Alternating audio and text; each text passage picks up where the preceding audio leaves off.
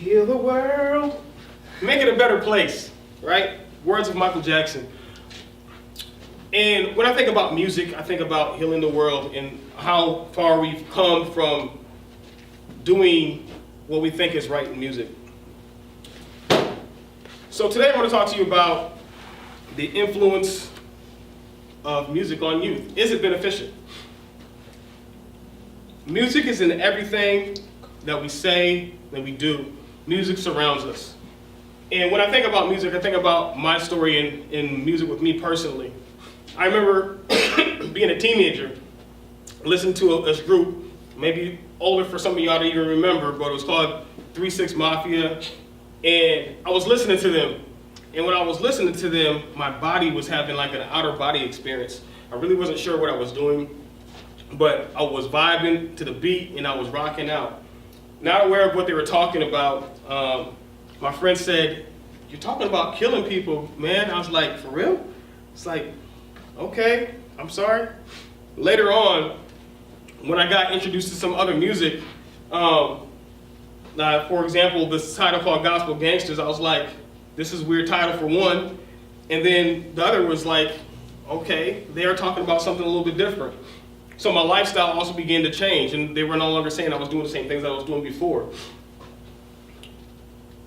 So, how can we declare hip hop, especially, as an educational tool? First off, let's talk about the harmful effects. It has had a shifting in our culture and encouraging violence and hate. Hobby and Damasio talk about how it psychologically changes our behavior when we're listening to music. So the more that whatever we're absorbing, we can have a change of what we're doing while listening to whatever music that we're listening to. They also talk about the branding, how it will brand us to be able to say, okay, well, I need these pairs of shoes, I need to dress this way, I need to be this thin. So continually it keeps on talking about things, so it puts basically endorphins in our mind to give us this arousal to be able to say, hey, I want this lifestyle. And although those things are true, I like to think about the pros. The pros that it has. I was talking to one of my friends, and it says that he uses this in his class, and it articulates self-awareness and motivates. Chris Britton uses this in his program. He says that the principal came in and said, this is actually working. The attendances went up, and students are actually paying attention.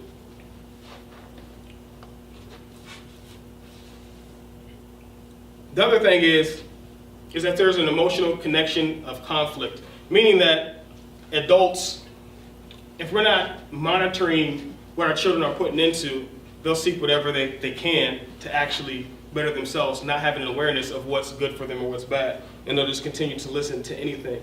T.I., the rapper, if y'all know who he is, said in one of his interviews, if you want hip-hop to change and change its environment, meaning the state that the hip-hop comes from is from an urbanized state to where we are coming from poverty.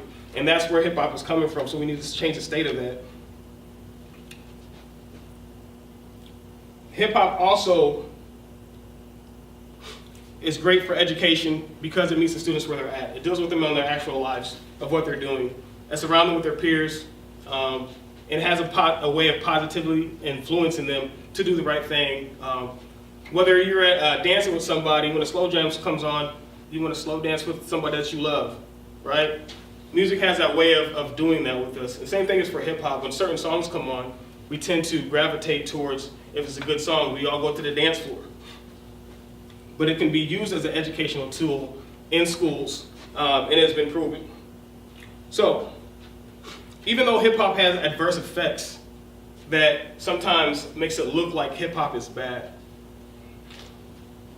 if we continue to teach hip hop pedagogy, then we'll be able to move forward in life, and actually people will be able to learn and be able to accept the fact that hip hop isn't going anywhere and it's here to stay.